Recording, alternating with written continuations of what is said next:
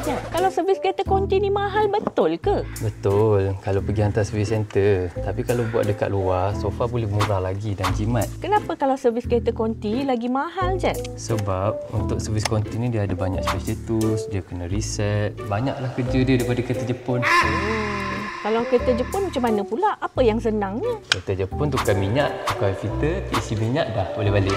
Okey, contohlah macam S90 ni. Kalau kita buat dekat center untuk minor service, berapa agak-agak? Kalau buat dekat center, lebih kurang 2,000 ataupun 1,000 lebih macam tu. Kalau buat dekat luar, boleh save lah separuh daripada harga tu.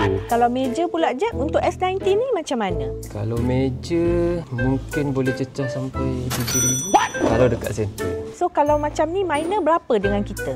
Minor dengan kita lebih kurang dalam 600. Siap transport. Kalau meja untuk S90 ni? Kalau meja dalam 1,600 lebih kurang. Itu dah masuk transport semua? Parts labor semua? Ya. Asal murah sangat ni Jack? Tak nak untung ke Jack? Sebab kita low cost, kita kan mobile service. Oh ya tak ya, kalau workshop kan kena bayar sewa, kaki tangan ramai. Kalau kita bawa je mobile service kita ke sini. Jadi korang nak pilih yang mana? Nak pergi center ke mobile service? Macam ni, jimat masa, jimat duit dan senang untuk korang. Betul tak Jack? Betul. Jadi kalau apa-apa awak roger je Jack dekat meja AutoCAD. Hai, saya pula.